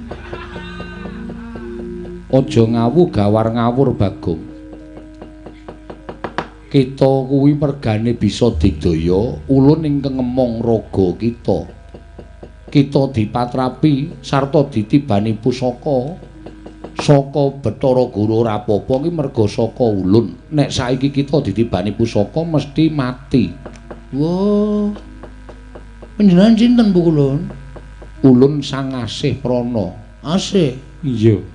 Kok lanang? Ulun Sang Hyang Bathara Wenang. Oh, Sang Hyang Bathara Wenang sing nggih pondhong kula nggih. Iya. Kita arep takon apa Bagong ulun ingkang bakal paring wangsulan. Kula niku mang bingung pengen ketemu ale bapak. Bapak kita Semar. Lho. Bisa tak kisruh sisan kene. Kula niku wis ngerti nek bapak kula Semar. Nek ning anu wangsulane bapak kula niku Semar kula ora dakal kedarang-darang tekan mriki. Bagong Dalem ngene. Biyen nalika Manikmaya kadereng lan kepingin dadi dewaning para dewa wekasan atur pelapuran ingkang ora sak mestine kelawan Sang Hyang Bathara Tunggal. Bathara Tunggal kuwi bapakne bapak kita, ya kuwi Semar. Eyang. Iya. Eyang Tunggal. Tunggale teng pundi? Jenenge Eyang Tunggal. Oh, nggih. Tumuli Semar dikon mangan pagering bumi ingkang sisih wetan. Ismaya nalika semono jenenge lan Tejamaya ya Teja Mantri dikon mangan pagering gunung sisih kulon. Kekarone padha bubrah ragane wekasan ditundung urip ana ing jagat. Nalika semono Tejamaya dibuang ana ing jagat sabrang dene Ismaya dibuang ana ing jagat tanah Jawa.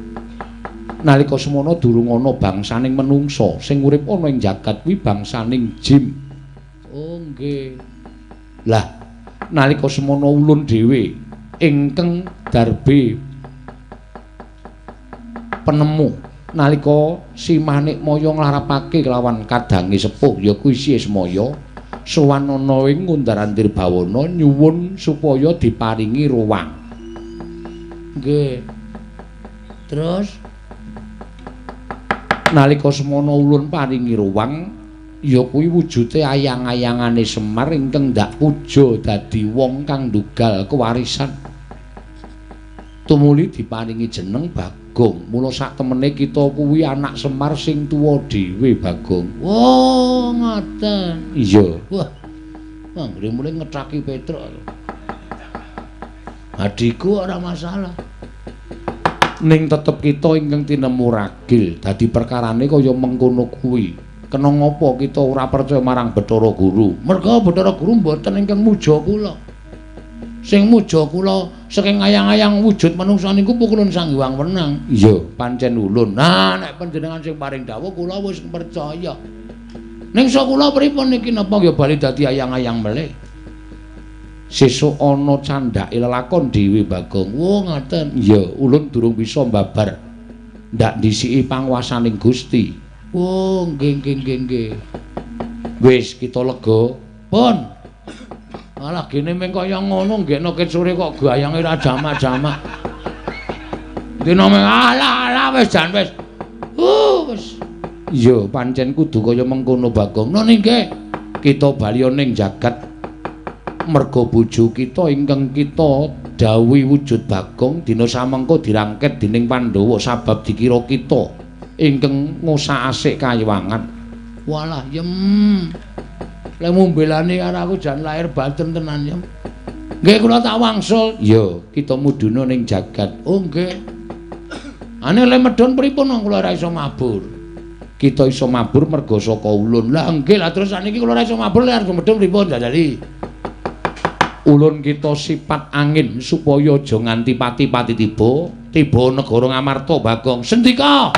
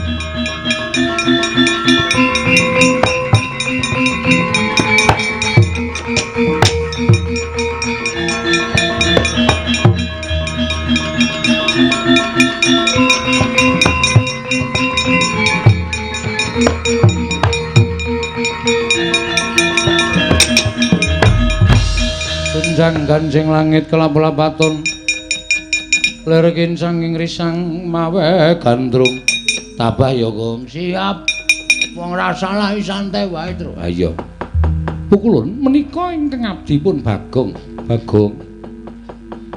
wong kang kaya kowe wani gawe rusak kayangan malah samengko bisa gawe srana ulun tedhak ning Madyapada.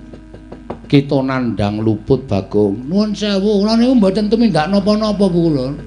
Kula niku mboten tumindak napa-napa, mboten ngoyak-oyak sampeyan, kula niku nderekke Ndara Janaka kalih Petra ya, Tru. Heeh. Niki kula nganggo seksi Petra. Ndara Janaka nggih dadi seksi. Inggih Bu Kulun. Arjuna kita mboya usah melu-melu. Merga saka pokal gawene Bagong kaya mengkono ulun kewirangan. Wong kang wani gawe wiranging Iwang Pikulun Bathara Guru tetep kudu ulun cemplungake ning Kawah Candra Dimuka. Kula niku salah apa e? Wah Jan, Gong, sabar ya Le.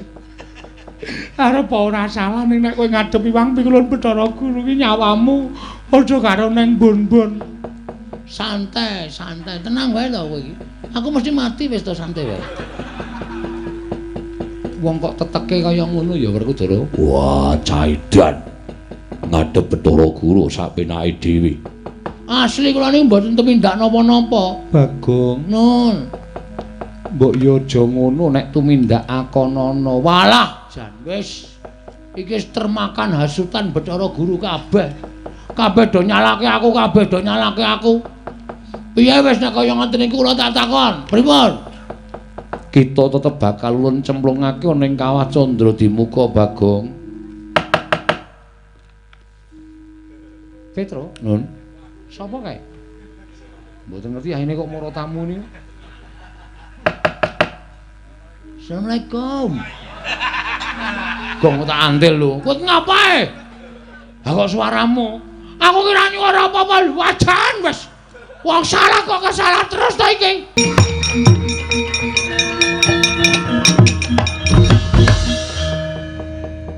Bagong kepiye? Niki kula wau bar sowan Iwang Pikulun padha wenang. Pikulun boten sah wedi, Pikulun boten sah gila, kula wis entuk keterangan saking Iwang Pikulun Bathara Wenang.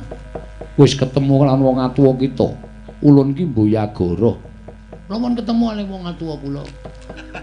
Wis nggih sing duduhi sapa? Iwang Pikulun padha wenang nek mboten dados mangsuwan Iwang Pikulun padha wenang. Wong atuwa kita sapa wong nyatane kita ora kuwi ora ana sing anakake. Sik to tak jelaske. Kula wis marem butuhe kula wis tentrem ati kula. Kula wis ngerti sak nyatane. Ketemu ro bapak, Gong? Ketemu. Kowe anake sapa? Anake Semar. Aku mengajak, wis ben sing penting terima. Nek keterangane aku iso asal-usul saka ndi aku wis ngerti. Oh iya, aku asal-usul saka ndi? As mengkon ning mengece nek tak omong rasa. Oh iya. Ning kita wis ngrusak kayangan. Apa to sebabe kula ngrusak kayangan? Merga sampeyan ajeng mateni kula cemplungke teng Kawah Candra Dimuka. Niku dawuh yang padha wenang. Mula wong padha wenang mboten trima nek kula dipateni teng kayangan kalih Bathara Indra duk nalika semanten weteng kula dicubles nganggo tombak. Nek ora pitulungane Sang Hyang Bathara Wenang kula ora bakal urip. Mula wis pantese ngendikane Sang Hyang Bathara Wenang ken nyampeke teng sampeyan. Niku wis dadi undu-unduane, tandurane elek ya undu-unduane elek, tandurane becik ya unduanane becik. Niki nek sampean mboten percaya kali omongane Bagong, niki wau yang padha wenang dawuh Bagong, nek Manik Maya ora percaya karo sing tok omongke kuwi dawuh ulun kang bakal terjak ning Ngamarta ngukum kalangan Manik Maya. Iya Bagong ulun percaya Bagong.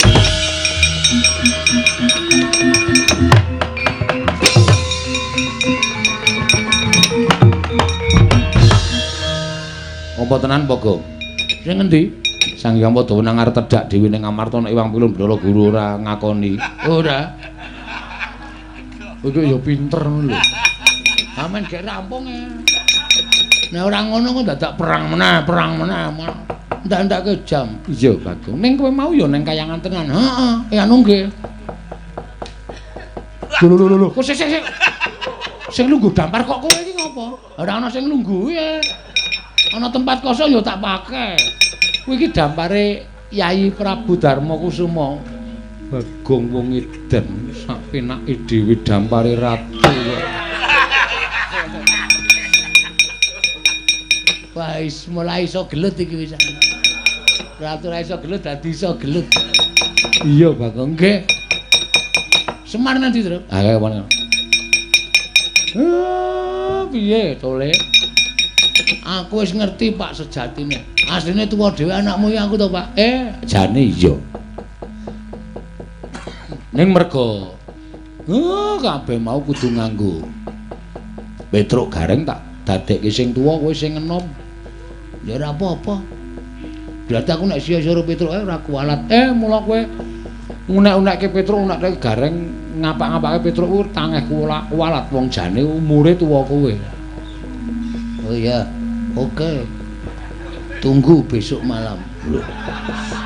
Kok njur ngancam besok malam barang wis kene wis rampung kok iso besok malam. Sia-sia karo Petruk aku. Sia-sia karo Gareng. Ora kualat ya, Mir. Iso. Saku wis marem, Pak. Nggonku gugat ning kayangan wis ditampa karo Sang Hyang Jagat Girinata. Lan wis dene keterangan karo Sang Hyang Padawenang. Alhamdulillah, aku wis ngerti asal mula bukaku, Pak. Tetep aku nderekke bapak tekan jaman apa wae, Pak.